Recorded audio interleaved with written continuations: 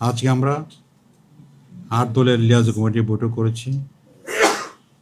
সূচনা বক্তব্যে আজাদ ভাই বলেছেন আপনাদেরকে যে আমরা যে 7টি সমাবেশ করতে পেরেছি, সফলভাবে করতে পেরেছি। এক্ষেত্রে আমরা জনগণকে ধন্যবাদ জানাচ্ছি, তাতে স্বতঃস্ফূর্ত অংশগ্রহণ বা আপনাদের স্বতঃস্ফূর্ত কভারেজ করার জন্য আপনাদের ধন্যবাদ জানাচ্ছি।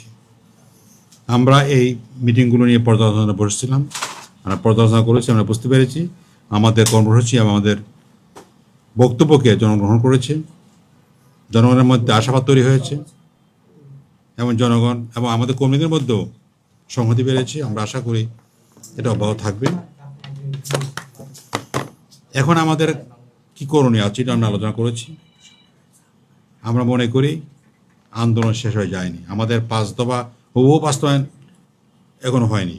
যদিও সত্য কথা যে 5 দফার অনেকগুলো দফায় কিন্তু আংশিকভাবে বাস্তবায়ন হয়েছে, হওয়ার প্রক্রিয়া আছে।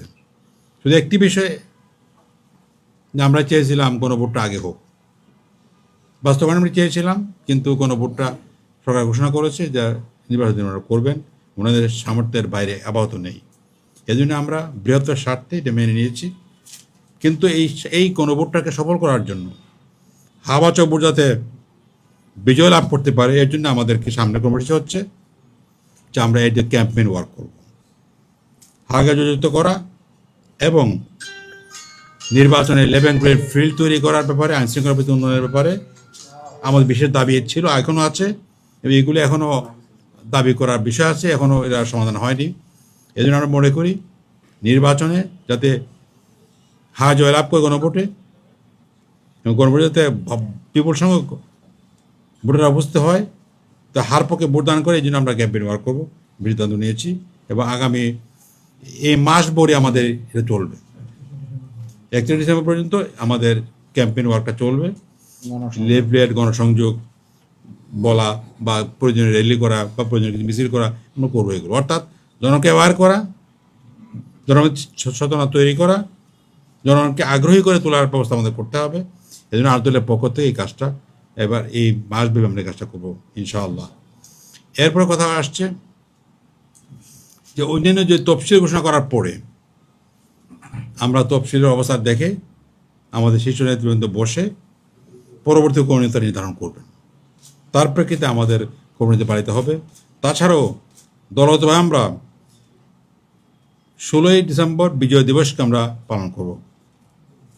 এটা 8 দলীয় পালন হবে না, তো প্রতি দলেই তার পরিমণ্ডলে প্রয়োজনে মাঠে গিয়েও হলো, সাধারণত ঘরোয়া পালন করা হয়, তো যদি আমরা প্রয়োজন বোধ করি এটা মাঠে গিয়ে আমরা পালন করার চেষ্টা করবো, রেলের মাধ্যমে পালন করার চেষ্টা করব। এবং এটা আমাদের একটা অংশ, কর্মসূচির অংশ আছে। আমরা মনে করি যে আমরা আলাদাভাবে পালন করবো, দলগতভাবে পালন করবো। এই হচ্ছে আমাদের এই আজকের আলোচনার বিষয়বস্তু। আর একটা বিষয় হচ্ছে যে আমরা সিটের নিয়ে আলোচনা শুরু করব, যেহেতু এখন আমাদের মাঠ লেভেলে বড় কর্মসূচি আপাতত সমাপ্ত হয়েছে। এখন যেগুলো চলবে এগুলো হচ্ছে মূলত গণভোট কেন্দ্রিক আলোচনা বা ভোট কেন্দ্রিক আলোচনা। যেমন লেভেল প্লেইং ফিল্ড যেমন ভোট কেন্দ্রিক আলোচনা, তেমনিভাবে গণভোটটাকে পক্ষে আনার জন্য প্রচারণা চালানোর গণভোট কেন্দ্রিক আলোচনা। আর এর সঙ্গে সঙ্গে আছে প্রার্থী নির্ধারণ, যেহেতু আমরা 8টি দল, এই জন্য 8টি দলের মধ্যে প্রার্থীতা বাছাই করা, চূড়ান্ত করার কাজটা আমরা শুরু করা হবে, আগামীকাল থেকে শুরু হবে ইনশাআল্লাহ। আমরা আশা করি এর মাধ্যমে আমরা একটা ঐক্যমতে বসতে পারবো এবং ঐক্যমতের প্রার্থী হিসেবে আমরা এক পর্যায়ে 300 আসনে আমরা ঘোষণা করতে পারবো ইনশাআল্লাহ। আপনাদের সবাই ধন্যবাদ। আসসালামু আলাইকুম। অবশ্যই আসন সমঝোতার ভিত্তিতে একদল, তো আমরা তো একসাথে আন্দোলন করছি, প্রত্যেক আসনে 8 দলের পক্ষ থেকে একজন প্রার্থী থাকবে, এটা আমাদের আগে থেকে ঘোষণা করা। কিন্তু এখানে কোনো জোট নাম হবে না, ঐক্যের প্রার্থী তারা হবেন, দেশপ্রেমিক এবং ইসলামী ঐক্যের প্রার্থী হিসেবে তারা সামনে মানুষের সামনে যাবেন। আর এটা আমরা আগেও ক্লিয়ার করেছি, সেটা আমাদের শীর্ষ নেতৃবৃন্দ যেদিন বসছিলেন বাংলাদেশ খেলাফত মজলিসের যে মিটিংটা হয়েছিল সেখানে সব শীর্ষ নেতারা ছিলেন। সেখানে বলা হয়েছে এটা একটা আন্দোলনের প্ল্যাটফর্ম, একসাথে আমরা আন্দোলন করছি 5 দফার ভিত্তিতে, এটা কোনো নির্বাচনী জোট নয়। তো সেভাবে আমরা কর্মসূচি পালন করে আসছি। তাহলে নির্বাচনটা কীভাবে হবে সেটা আমরা আগে স্পষ্ট করেছি, আজকে আবারও স্পষ্ট করছি। আপনারা যে প্রশ্ন করেছেন, আমরা বলেছি ওয়ান বক্স পলিসি, অর্থাৎ এক আসনে 8 দলের মনোনীত একজন ক্যান্ডিডেট থাকবে, যেটা সমঝোতার ভিত্তিতে নির্ধারিত হবে। যেখানে 8 দলের একজন ক্যান্ডিডেট থাকবে, 8 দলের অন্য কোনো দল সেখানে ক্যান্ডিডেট দিবে না। শুধু ক্যান্ডিডেট দেওয়াটা বিষয় নয়, আমরা বিজয়ের জন্য সবাই মিলে সর্বাত্মক চেষ্টা করে যাবে যে আমাদের 8 দলের সমঝোতার প্রার্থী হিসাবে তাকে বিজয়ী করে নিয়ে আসা ইনশাআল্লাহ। সেই লক্ষ্যে আমরা যেই পলিসি নিয়েছি সেটার উপরেই আছি এবং আজকে সেটা আমরা পুনরায় ব্যক্ত করছি।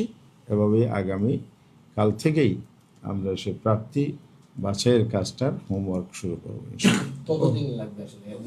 এটা বসলে বোঝা যাবে, আমরা ভেরি আর্লি চেষ্টা করছি তাড়াতাড়ি কীভাবে শেষ করা যায় এবং আমাদের টার্গেট আছে এটা সুনির্দিষ্ট সময়ের মধ্যে, কম সময়ের মধ্যে করা। আচ্ছা ভাই, আপনার 5টা দাবি নিয়ে এই বিভাগীয় সমাবেশগুলো করেছে, এর মধ্যে অন্যতম ছিল হচ্ছে জাতীয় নির্বাচনের আগে গণভোট।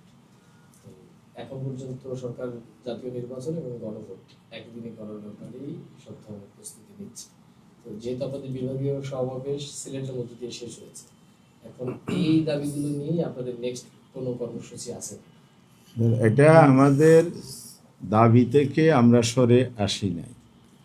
আমাদের কাদের ভাই সেটা বলেছেন যে একই দিনে গণভোটটা সরকারি সিদ্ধান্ত, একই দিনে গণভোটের ব্যাপারে আমরা তফসিল ঘোষণার পরে ফাইনালি বুঝতে পারবো সরকার আসলে শিডিউলটা কীভাবে দিচ্ছে। সুতরাং আমাদের দাবি এখনও আছে। আজকেও আমরা নির্বাচন কমিশনে গিয়ে একই দাবি জানিয়েছি। সম্ভব অসম্ভব সময় আছে নাই এটা সরকার চিন্তা করবে, কিন্তু আমাদের দাবির উপর আমরা এখনো আছি। তো ফাইনালি বক্তব্য দিতে হলে তফসিলের জন্য মা, পিম্পল 5 দিনেই চলে যাবে। যাবে না মা। যাক, নিমের 5 অংশের পাওয়ারে 5 দিনেই দূর হবে পিম্পল। হিমালয়া পিউরিফাইং নিম ফেস ওয়াশ।